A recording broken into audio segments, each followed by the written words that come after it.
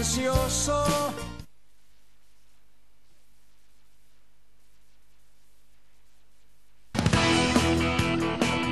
Muy bien, bueno, estamos ya con nuestros invitados para debatir un poco y analizar la reforma o el proyecto de reforma que ayer anunció la presidenta. Sí, que ahora caerá en manos de ellos porque va al Parlamento el proyecto. Exactamente, están Ricardo Gil Lavedra, a quien le agradecemos la visita, y Mario Cimadevilla. Gracias por venir.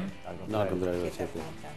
Bueno, cuéntenos qué fue lo primero que pensaron ayer cuando escucharon a la presidenta con el anuncio. ¿Esperaban todo eso? ¿Esperaban más o se sorprendieron en algo? Me parece que la primera sensación que uno tuvo es de decepción, porque todos queremos tener un servicio de justicia más próximo a las necesidades populares, ¿no? Y los proyectos que ha anunciado la presidenta no van en ese sentido, sino que denotan también una concepción política, una concentración omnímoda del poder y la pretensión, sobre todo en el proyecto del Consejo de la Magistratura, de pretender, bueno, barrer con lo que queda de la justicia, ¿no? Porque establecen un tipo de mayorías que sinceramente ponen en riesgo la independencia judicial. ¿Y es posible que se plasme? Tienen las mayorías en ambas cámaras para avanzar y sancionar el proyecto. Lo que a mí me gustaría aclarar que ninguna de las motivaciones que explicitó la Presidente son la verdadera causa de impulsar este tipo de proyectos. Esto hay que analizarlo, las causas hay que buscarlas en la manera que concibe el poder el partido de gobierno. Es un partido que cuando gobierna no le gusta someterse ni a la Constitución ni a la ley. Creen que la Constitución y la ley no son un límite al poder, que el poder está por encima de ellos. Y para que este esquema pueda funcionar, de lo que necesitan es de jueces complacientes y poder desplazar a jueces independientes. Y las modificaciones al Consejo de la Magistratura, los tribunales de casación que pretenden crear, esto de las medidas cautelares y demás, apuntan en este sentido, a que el poder, como decía Ricardo, sea omnímodo, ¿no? Ahora, Gil Lavedra, a ver, porque yo escucho, ¿no? Tienen mayorías, el proyecto está criticado por toda la oposición, lo ponen como en estado de alerta, como que se viene la toma del Poder Judicial.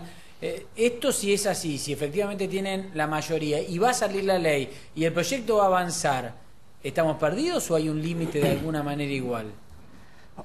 Bueno, en una democracia los únicos límites en última instancia los va a poner el pueblo. Y me parece que una oportunidad en la cual este esquema de poder se va a poner en tela de juicio son las elecciones parlamentarias de octubre. Nosotros desde el Parlamento vamos a hacer todo lo que está a nuestro alcance, vamos a dar el debate frente a la sociedad, vamos a denunciar esta circunstancia, pero dice, ¿cuándo cesa, cuándo termina esto? Bueno, termina cuando el pueblo decida otro rumbo, decida un rumbo acorde con la Constitución, con sentido republicano, con inclusión social en serio, y esto, la oportunidad se da este mismo año. Lo que digo es, digamos, fácticamente, se aprueba la ley antes de la elección, que no sabemos cómo va a salir. Se aprueba la ley está vigente, y a partir de ahí... Bueno, acá tendría mucho que ver el Poder Judicial, por ejemplo, porque algunos aspectos de esta ley son claramente inconstitucionales.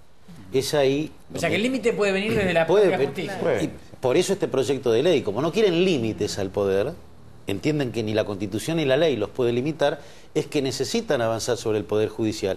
Y yo quiero hacer una aclaración acá, porque no todos somos iguales frente a estos atropellos. Es decir, el partido de gobierno todo, llámese peronismo federal, menemismo, kirchnerismo, póngale el ropaje que quiere, conciben el poder de la misma manera.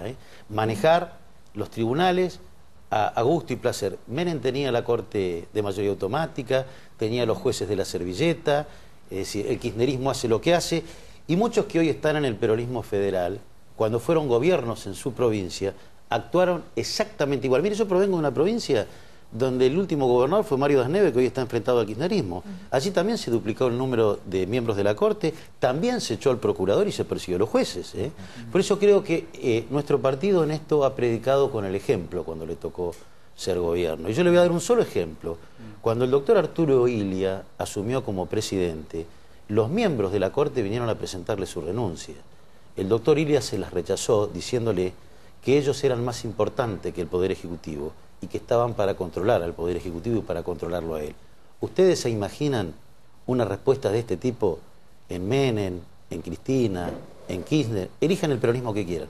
Ahora, ¿toda la oposición coincide en esos aspectos? Porque hay quien compara, por ejemplo, estos proyectos con la ley de medios y que dicen, bueno, tiene algunos aspectos positivos, porque todo el mundo quiere una justicia mejor o una ley de medios mejor, pero a la vez, bueno, está, digamos, intercalado otros intereses. ¿La oposición tiene una visión pareja con respecto a cómo es la ley o los proyectos? Son 6 proyectos. Dentro de los 6 proyectos no cabe ninguna duda de que hay alguno que seguramente no presenta objeciones, las declaraciones juradas, por ejemplo, o la publicación en Internet. Pero lo cierto es que lo que establece el eje, lo que le da el tono a todo el paquete es el Consejo de la Magistratura, porque ese es el sentido político de las reformas. Ese es el que denota esta concepción y esta prepotencia y de abuso de poder. Los otros, yo digo, o hay insustanciales, como sacar por ley que la Corte debe publicar en Internet su sentencia, lo que ya hace, o sinceramente no pueden presentar objeciones, como es que todos los funcionarios públicos publiquen sus declaraciones juradas.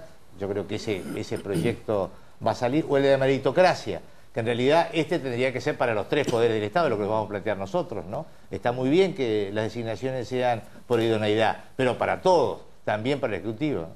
Yo les quería preguntar, ustedes estaban hablando recién de que estos proyectos denotan una concepción política y una forma de entender el poder. Ahora, en el discurso de la Presidenta se escuchó con claridad, o se entendió con claridad, que ella anteponía al Estado a cualquier otro interés, o quería que el Estado estuviese en un pie de igualdad con el ciudadano. La pregunta tal vez es un tanto teórica, pero digo yo, ¿el Estado está antes que los derechos individuales? ¿Está antes que el ciudadano? El Estado está para garantizar derechos a los ciudadanos. Esta es la finalidad última del Me Estado. parecería que fuesen dos cosas distintas, cuando el la Estado es un finalidad concepto político también. Es decir, estamos en un fascismo puro si el Estado está por encima de los ciudadanos, ¿no? Es decir, precisamente la organización que nos hemos dado a través de un Estado es para garantizarnos una convivencia que nos garanticen a su vez determinados derechos, ¿no? Además de establecer, por supuesto, obligaciones. Mire, nosotros hemos dado una pelea muy dura en el Consejo de la Magistratura. Yo esto lo quiero destacar, porque esta modificación que se pretende hacer al Consejo de la Magistratura obedece a que gracias a la resistencia que hemos hecho en el Consejo de la Magistratura no pudieron avanzar con su actual composición en la designación de jueces afines al poder. Esto yo lo quiero destacar porque ha sido muy importante y los hemos hecho con muy pocas herramientas que nos ha dado la sociedad para hacerlo. Hoy el presidente de la Corte, el doctor Lorenzetti, en cierta medida puso la pelota en el terreno de ustedes. La pelota ya está en el terreno de ustedes porque efectivamente es donde van a tener que debatirlo, pero no quiso opinar. Y dijo, los que tienen que opinar ahora son los parlamentarios. ¿Sienten esa presión? Bueno, claro, son proyectos de ley y la responsabilidad es nuestra, ¿no? Sin perjuicio, como decía recién Mario, es muy probable que esto se judicialice. Ya el Colegio Público de la Capital Federal ha dicho que lo va a cuestionar judicialmente en caso de que sea sancionado. Es muy probable que esto ocurra. Y una reflexión para la pregunta anterior. Los jueces están para defender los derechos de los ciudadanos aún frente al Estado. No es cierto que el Estado tenga que tener más derechos que los ciudadanos. No es cierto, es al revés. Claro. Y toda esta cuestión de las cautelares, bueno, tienden a crear un desequilibrio entre un Estado ultrapoderoso frente al ciudadano. No, nosotros vamos a tratar de defender a la gente. ¿Qué hubiera pasado con los ciudadanos en el corralito si no hubieran tenido las cautelares para recuperar sus depósitos? En consecuencia, no es tan así de que le tenemos que desequilibrar la balanza a favor del Estado, es al revés. Además es una falacia esto de que el Estado siempre es solvente. Y si no, pregúntenle a los jubilados si les pagan las sentencias. No les pagan. Bueno, ahí está o pregúntenle cuando se apropiaron de los depósitos y los devolvieron. Es decir, esto de que el Estado es solvente es una falacia. Ahí está otro tema, ¿no? Con el tema de los jubilados también es que donde claramente sale de superficie lo que significaría el tema de la creación de las cámaras de casación, ¿no? En este caso en la Cámara de Casación de Trabajo y Seguridad Social, en donde los jubilados tendrían que esperar mucho más sus trámites. Bueno, claro. Cuando uno crea un órgano judicial, incorpora un órgano judicial, lentifica los procedimientos. Y fíjese, en el caso de están unificando trabajo y seguridad social, créditos laborales y derechos de los jubilados. Tienen que atravesar otra instancia más antes que un juez le diga si tienen o no tienen razón. ¿Y eso es democratizar la justicia? No. Eso es democratizar la justicia según la presidenta. Y con otra cuestión, y yo soy porteño y vecino de la ciudad de Buenos Aires, están mezclando la justicia local, nacional, que es civil, y la del trabajo, con la federal. Esto significa de que aleja a los vecinos de la ciudad de Buenos Aires la posibilidad de tener su propia justicia. Cuidado con esos proyectos, ¿no? Pero fíjense la contradicción en que incurre el gobierno. No hace muchos meses atrás estábamos discutiendo el per saltum, precisamente con argumentos que nos daban desde el Poder Ejecutivo de que había que agilizar los procedimientos y se podía pasar de un juez de primera instancia a la Corte. Y ahora resulta que metemos una instancia más en el medio. Esto marca claramente que, lejos de tener una visión para mejorar el funcionamiento de la justicia, pretenden legislar de acuerdo a sus caprichos o a sus necesidades de momento. A veces necesitan ir rápido, a veces necesitan ir lento. ¿Cómo? A veces necesitan ir rápido, a veces necesitan ir lento. Esto quiere decir. Sí, claro. Sí, claro. El persalto era para Clarín. Claro. Bueno, gracias a los dos, Sima Villa y Gil Lavedra, y bueno, vamos a ver la actuación en el Congreso porque habrá mucho que discutir. Dice Aníbal Fernández que no se va a tocar ni una coma, dice Ana Conti que sí, que hay que participar y revisar los proyectos. Bueno, vamos a ver. Tienen proyectos distintos. En el caso de Diana Conti tiene los proyectos no conflictivos. Aníbal Fernández va a ser la veña y esto va a seguirse en una coma, en un ejemplo de pluralismo y debate democrático. Muchas gracias a los dos. Diputado Gil Lavedra, gracias. Senador Sima Villa también. Vamos a la pausa. Y ya volvemos.